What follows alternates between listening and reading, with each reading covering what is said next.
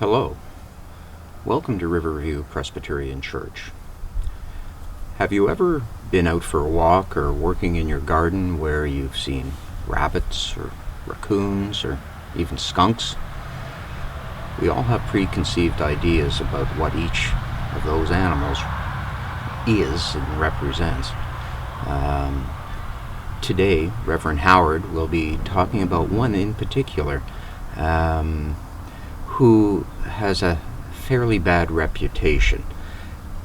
The same could be said for just about all of us.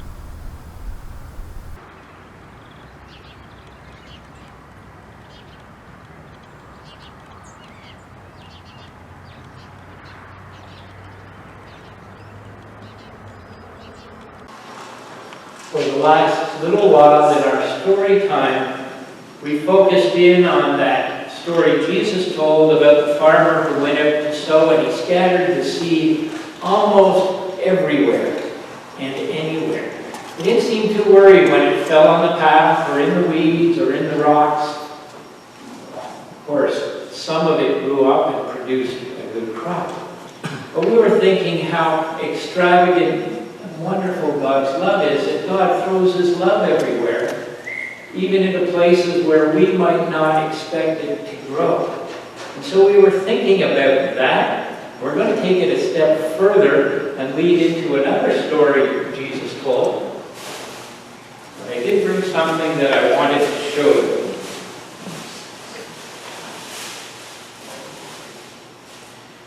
I brought this fellow.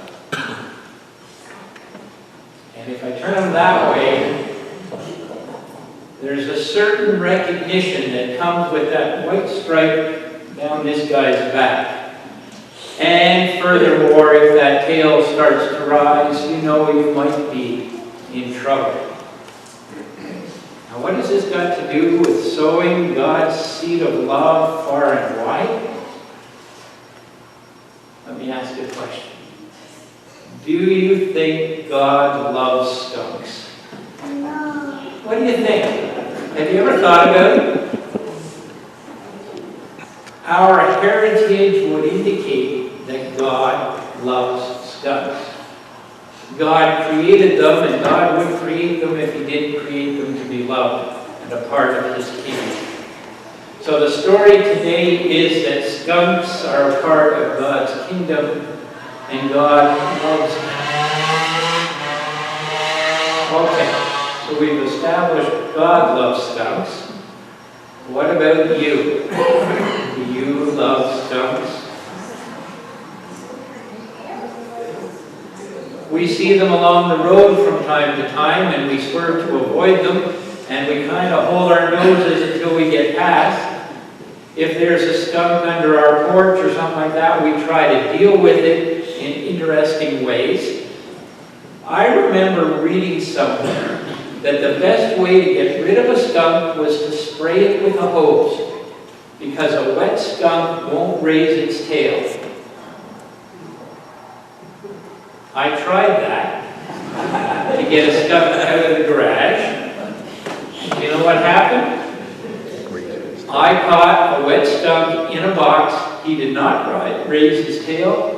And I ran that box out to the middle of the field far away, flipped the box over. I ran one way, the skunk ran the other way. So my experience would tell me that it works. Based on one episode, I'm not sure I would put too much stock in it. Skunks are interesting creatures. Have you ever seen a baby skunk? My nephew brought home to his family a baby skunk. Now, my nephew is a wildlife advocate, nut, some would say. What do you feed a baby skunk? And I remember this baby skunk that made a trip up to the cottage, and everybody had to hold this cute little baby skunk and feed it with milk. And it didn't really smell too skunky at that point. But we learned quickly that at some point the skunk would grow up a little bit, and it might be a different story. But baby skunks are really, really cute. Now, what has this got to do with anything at all? We probably know people who we would treat as skunks. People we don't want to have anything to do, maybe because they smell or maybe because they're different from us. But in the story of scattering that seed, the seed of God's love went everywhere and anywhere. And we just might be surprised that some people who might, given the opportunity, open their hearts to Jesus Christ in ways that would amaze us. I want you today to think about skunks. Skunks, creatures that God loves. And think about how that guides us to love as God loves all his children and all his creatures.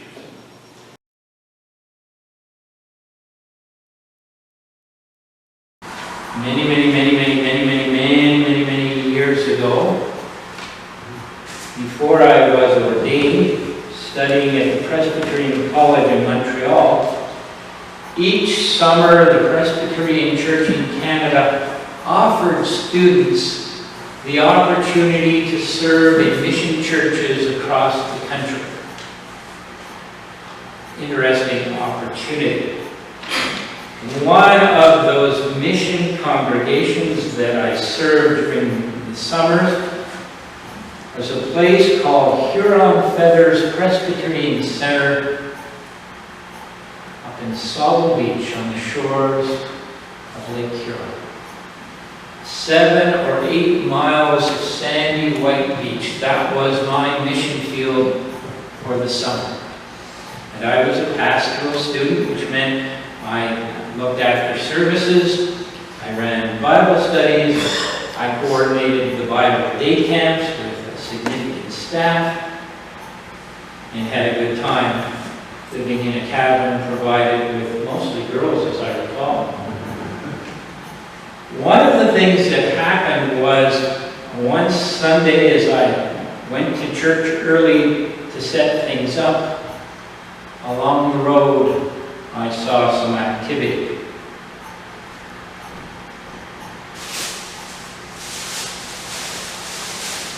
The activity focused around something like this.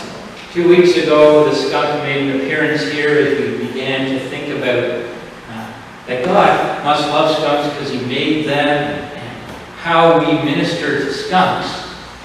Well, on this day, on my way to church, I saw a skunk, and he was running back and forth across the road in a very crazy way.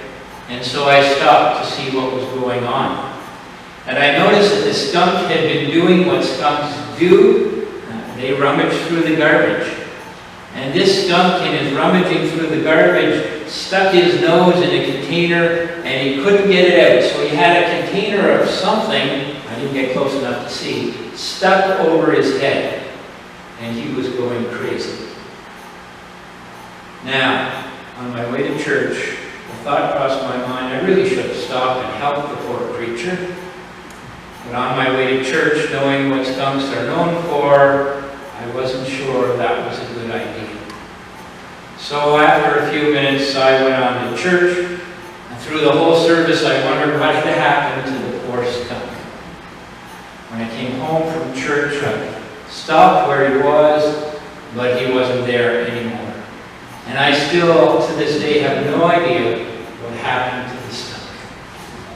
But it's a great illustration of the way we are called to love skunks like God loves skunks. To minister to people who might make us uncomfortable, who might not appreciate our ministry, who might grumble against us. But we are called simply to share God's love and let God do the rest. So today, I'd like you to think about ways we can effectively share God's love, even with a skunk.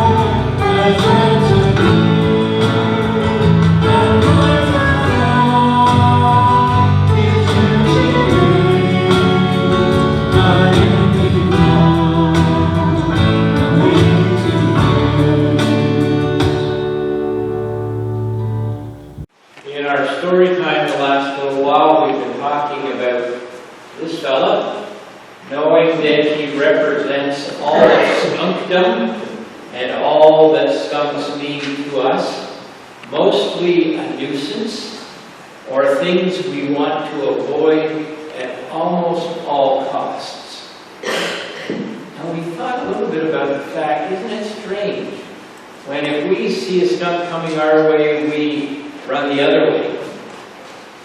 But God created the skunk. So God must love his skunk creation and have a plan for the skunk. But it makes us think.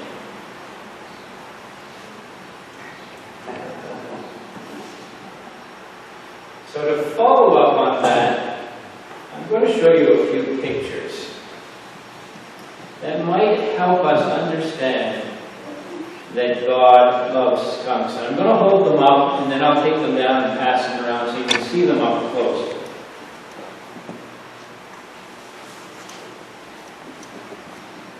That's the first picture. Christina is holding an eyedropper and feeding a baby skunk.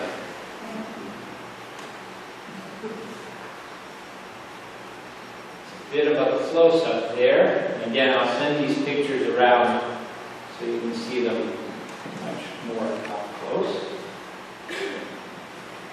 I believe this is Lorraine having a bit of a discussion with the baby skunk about the eyedropper. Full of skunk milk? That's a whole other story. Here's Nicholas and the baby skunk.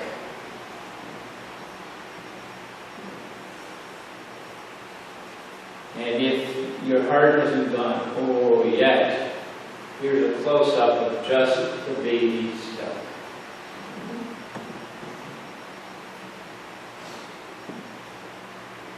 Baby skunks don't really smell yet. The debate was, when does the smell come in, and when do we have to stop feeding the skunk with an eyedropper? There's a long story about how that skunk came to be at the cottage, but those pictures prove beyond a shadow of doubt that skunks can be really, really cute. And there is a purpose in God's creation for the skunks. And it leads us to a story in the Bible that's a very telling story. And many have tried to give it a modern interpretation. Modern interpretations never really work.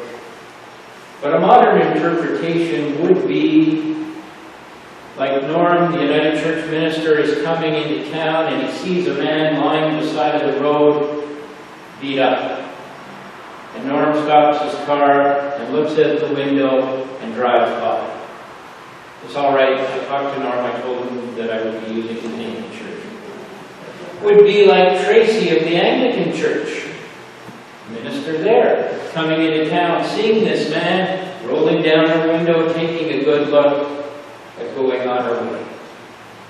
And then it would be like Jeff, driving in town, rolling down his window, getting out of the car, the person in the car helping. We like that kind of story, because, United, okay, hanging there, but there's a reason why we're Presbyterian. But that's not a good interpretation of this story.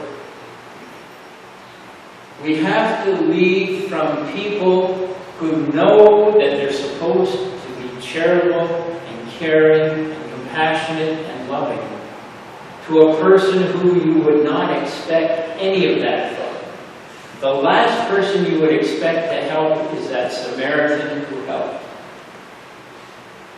It's like that story of the skunk with something stuck on his neck. Would we help? Is there a danger or risk in helping? I'm not saying that the man who was beaten up was a skunk or a scoundrel, but there must have been some reasons that compelled the priest and the Levite to not help.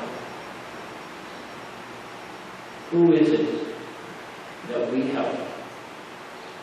Who is it that we're uncomfortable helping? Who is it that if we really look, including the face of the skunk, that we fail to see God's grace in creation in the face of Jesus? And if we won't help, we can't help, and we've got some work to do, because Jesus hasn't taken a hold of us just yet. That's the power of the parable of the Good Samaritan. There are no good modern translations, but it is a story that asks us to think about the skunk in each of us and the skunks in our lives, and how much God loves all of His creation.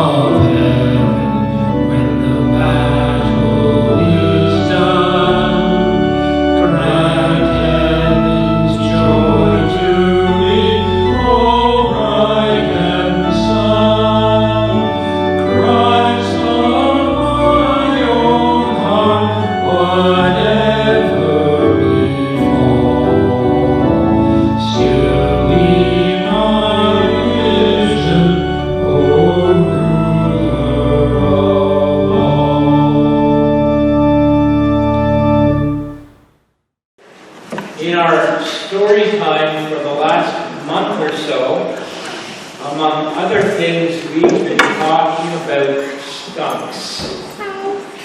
Everybody I know has a skunk story. And most of the time, skunk stories do not end happily or without skunk story. I have searched the internet to try to find somebody who could back up what I learned as a youth, that if you spray a skunk with a hose, a wet skunk won't spray you. My only experience of doing that was, yes, I caught a wet skunk in the corner of the garage and I sprayed it with the hose and it didn't spray me. So my experience tells me it works. But I'd like a little more scientific evidence to help. There are a number of other things that skunks, episodes where skunks are not supposed to spray you. If skunks are confined in a tight space, they're not supposed to spray because they get as much of the spray as the person or animal can. So in a corner of the garage, after I sprayed that skunk, maybe the skunk didn't spray because it was trapped in a corner. And there was an old bread box in the garage, so I positioned it very carefully so the only place the skunk could go was in the bread box, and he did. He knocked it over, the lid fell down. I ran one way. A few minutes later, I came back in, still didn't smell too bad, So I took that bread box and I ran it across the farmer's field about as far as I could, tipped it over, and I ran one way and the skunk ran the other way. Neither one of us, worse for wear or rain, standing in the house watching this with a great smile on our face. My evidence shows if you spray a skunk with a hose and you corner it in a tight space, you'll be good. You have my word on it, you can try it, and let me know how that works. One of the other things we talked about is the fact that because there is such a thing as a skunk, God must have made the skunk. God doesn't make people or creatures that He doesn't love, so there was some purpose for a skunk in God's eyes. And so we began to think about the purpose for us in God's eyes, and the purpose for people in the world, even people who we might call skunks, or not want to have anything to do with it. And we looked at that wonderful story in the Bible where a very religious person came across someone who was lying on the ground. He'd been robbed and beaten. And the religious person who would expect to help didn't help. And then another religious person came. If you want to equate it, maybe the first guy was the minister and the second person was one of the elders of the church. And they saw this poor beaten up man and they didn't help. And you can almost hear the people who listened to Jesus first tell the story. The minister and the elders who knew that they should have helped didn't help. And then what happens? Not one of the congregation comes along and helps, but somebody who had no church affiliation that we could see. Someone who might have known some of the stories of God. To make it worse, the person who stopped and helped was a foreigner, an enemy of the Jews, the people that they would have hoped were the ones that got robbed and beat up. And that was the person who stopped to help. So the challenge is for us to be reminded and to find ways to be aware of people in our lives who could use our help. Whether they deserve it or not is not the point. But they need our help because they're in trouble and God loves them. And we claim to love God. So the skunk is a wonderful image. And just to help you take this home, we're going to finish with the skunk today. I'm going to send around the pictures that I sent around last week because I know some weren't here. Pictures of a baby skunk. How cute it is. Pictures of some of my family feeding a baby skunk milk with an eyedropper. And that's a whole story in itself. And baby skunks at that point, you know they're a skunk, but they don't smell. And as we embrace the fact that God created and loves even skunks, we underscore the fact that God created and loves all of us and everyone. And we are called to be and to do the same. So think about this skunk. Take this picture of a skunk in your head with you, and you will find opportunities to serve and to help. To God's glory and honor and praise.